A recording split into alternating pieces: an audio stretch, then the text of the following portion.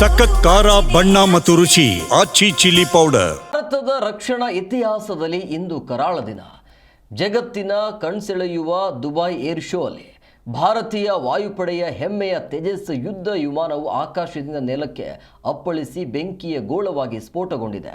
ವೈಮಾನಿಕ ಪ್ರದರ್ಶನದ ನಡುವೆ ಸಂಭವಿಸಿದ ಈ ದುರಂತ ಕೋಟ್ಯಾಂತರ ಭಾರತೀಯರ ಕನಸಿಗೆ ದೊಡ್ಡ ಆಘಾತ ನೀಡಿದೆ. ತೇಜಸ್ನ ವಿಶ್ವಾಸಾರ್ಹತೆಯ ಬಗ್ಗೆ ಗಂಭೀರ ಪ್ರಶ್ನೆಗಳು ಎದ್ದಿವೆ. ತೇಜಸ್ ಪತನದ ಕುರಿತು ಡೀಟೇಲ್ಸ್ ನಿಮ್ಮ ಮುಂದೆ.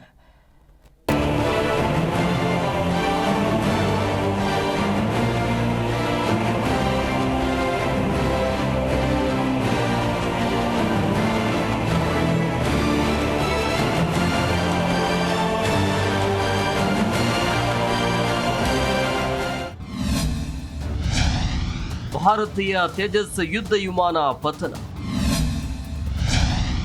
ದುಬೈ ವಾಯು ಪ್ರದರ್ಶನದ ವೇಳೆ ದುರ್ಘಟನೆ.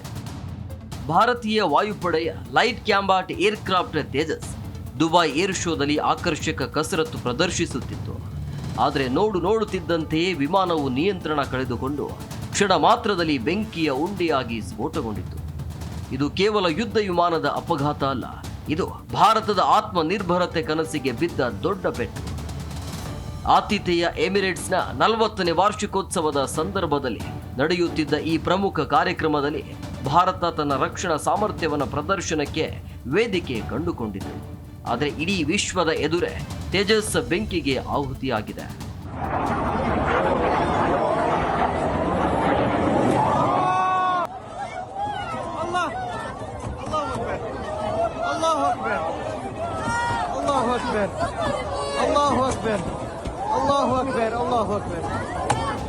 ಇನ್ನು ತೇಜಸ್ ವಿಮಾನದ ಪೈಲಟ್ ಹುತಾತ್ಮರಾದ ಘಟನೆಗೆ ಇಡೀ ರಾಷ್ಟ್ರವೇ ಕಂಬನಿ ಮಿಡಿದಿದೆ. ಸಿಡಿಎಸ್ ಜನರಲ್ ಅನಿಲ್ ಚೌಹಾಣ್ ಮತ್ತು ಭಾರತೀಯ ಸಶಸ್ತ್ರ ಪಡೆಗಳ ನಾಯಕರು ವಿಷಾದ ವ್ಯಕ್ತಪಡಿಸಿದ್ದು, ಹುತಾತ್ಮ ಪೈಲಟ್ನ ಕುಟುಂಬದೊಂದಿಗೆ ದೃಢವಾಗಿ ನಿಲ್ಲುವುದಾಗಿ ಹೇಳಿದ್ದಾರೆ. ಭಾರತೀಯ ವಾಯುಪಡೆಯು ಕೂಡ ತನ್ನ ಅಧಿಕೃತ ಹೇಳಿಕೆಯಲ್ಲಿ ಸಂತಾಪ ಸೂಚಿಸಿದೆ. ಇದರ ಜೊತೆಗೆ ವಿಪಕ್ಷ ನಾಯಕರಾದ ರಾಹುಲ್ ಗಾಂಧಿ ಅವರು ನಮ್ಮ ಧೈರ್ಯಶಾಲಿ ಐಎಎಫ್ ಪೈಲಟ್ನ ನಷ್ಟದಿಂದ ತೀವ್ರ ದುಃಖಿತನಾಗಿದ್ದೇನೆ ಅಂತ ಟ್ವೀಟ್ ಮಾಡಿದ್ದಾರೆ. ಹುತಾತ್ಮ ಯೋಧನ ಧೈರ್ಯ ಮತ್ತು ಸೇವೆಗೆ ರಾಷ್ಟ್ರವು ಗೌರವ ಸಲ್ಲಿಸುತ್ತದೆ ಅಂತ ತಿಳಿಸಿದ್ದಾರೆ.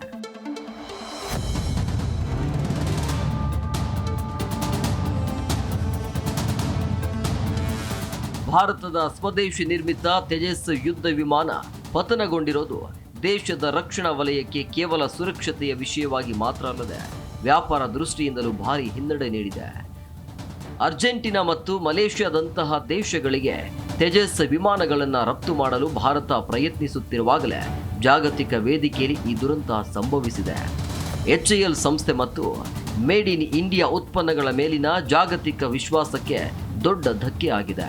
ಅಪಘಾತದ ನಿಖರ ಕಾರಣ ತಿಳಿಯಲು ತಕ್ಷಣವೇ ಉನ್ನತ ಮಟ್ಟದ ತನಿಖೆಗೆ ಆದೇಶಿಸಲಾಗಿದ್ದು, ವಿಮಾನ ಪತನಕ್ಕೆ ಎಂಜಿನ್ ವೈಫಲ್ಯವೋ ಅಥವಾ ತಾಂತ್ರಿಕ ದೋಷವೋ ಎಂಬುದು ತನಿಖೆಯ ನಂತರವಷ್ಟೇ ತಿಳಿದು ಬರಲಿದೆ.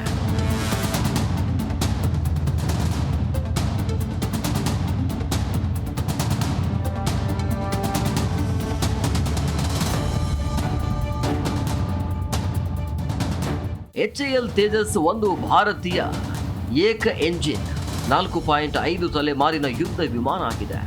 ಇದನ್ನು ಏರೋನಾಟಿಕಲ್ ಡೆವಲಪ್ಮೆಂಟ್ ಏಜೆನ್ಸಿ ವಿನ್ಯಾಸಗೊಳಿಸಿದ್ದು HAL ಭಾರತೀಯ ವಾಯುಪಡೆ ಮತ್ತು ನೌಕಾಪಡೆಗಾಗಿ ತಯಾರಿಸಿದೆ.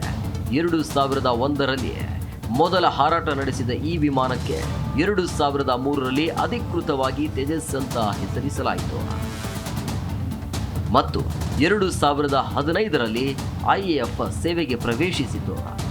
HF-24 ಮಾರುತ್ ನಂತರ HAL ಅಭಿವೃದ್ಧಿಪಡಿಸಿದ 2ನೇ ಜೆಟ್ ಚಾಲಿತ ಯುದ್ಧ ವಿಮಾನ. ಇದು ತನ್ನ ಪೀಳಿಗೆಯ ಸೂಪರ್ ಸಾನಿಕ್ ಫೈಟರ್ ಜೆಟ್ಗಳಲ್ಲಿ ಅತ್ಯಂತ ಚಿಕ್ಕ ಮತ್ತು ಹಗುರವಾಗಿದೆ. ಇದು ಪ್ರಸ್ತುತ ಮಾರ್ಕ್ 1 ಮತ್ತು ಸುಧಾರಿತ ಮಾರ್ಕ್ 1A ಎಂಬ 2 ಯುದ್ಧ ರೂಪಾಂತರಗಳನ್ನು ಹೊಂದಿದೆ.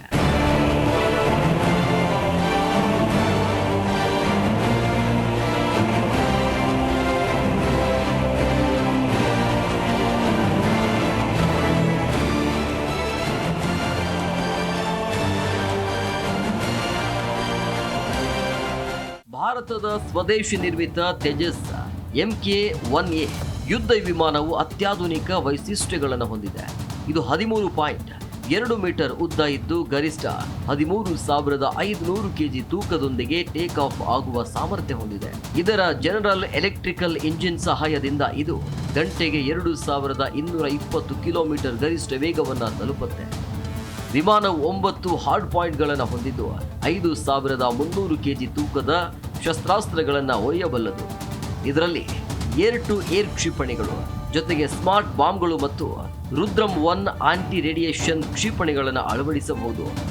ಇದರ ಪ್ರಮುಖ ಶಕ್ತಿ ಮತ್ತು ಭಾರತೀಯ ನಿರ್ಮಿತ LRDE ಮತ್ತು AESA ರಡಾರ್ಗಳು ಈ ಸಾಮರ್ಥ್ಯಗಳು ತೇಜಸ್ ಅನ್ನ ಆಧುನಿಕ ಯುದ್ಧಕ್ಕೆ ಸಜ್ಜುಗೊಳಿಸಿದೆ. ದುಬೈ ಏರ್ ಶೋನಲ್ಲಿ ನಡೆದ ತೇಜಸ್ ಅಪಘಾತದ ಈ ದುರಂತ ಸುದ್ದಿ ರಕ್ಷಣಾ ವಲಯದಲ್ಲಿ ದೊಡ್ಡ ಸಂಚಲನ ಸೃಷ್ಟಿಸಿದೆ. ಪೈಲಟ್ ಮತ್ತು ಅಪಘಾತದ ನಿಖರ ಕಾರಣಗಳ ಕುರಿತು ಮತ್ತಷ್ಟು ಮಾಹಿತಿ ಹೊರಬೀಳಲಿದೆ. ಈ ಅಪಘಾತವು ತೇಜಸ್ನ ವಿಶ್ವಾಸಾರ್ಹತೆಯ ಬಗ್ಗೆ ಮತ್ತೊಮ್ಮೆ ಗಂಭೀರ ಅನುಮಾನ ಮೂಡಿಸಿದೆ. ಕೆಲವೇ ತಿಂಗಳ ಹಿಂದೆ ಮಾರ್ಚ್ 2024ರಲ್ಲಿ ರಾಜಸ್ಥಾನದ ಜೈಸಲ್ಮೇರ್ನಲ್ಲಿ ಸಂಭವಿಸಿದ ಅಪಘಾತದಲ್ಲಿ ಪೈಲಟ್ ಪಾರಾಗಿದ್ರು. ಆದರೆ ದುಬೈನ ದುರಂತವು ತೇಜಸ್ನ ಸುರಕ್ಷತಾ ಮಾನದಂಡಗಳಿಗೆ ಸವಾಲೆಸೆದಿದೆ. ರಘುವೀರ್, news desk, Zee Kannada news.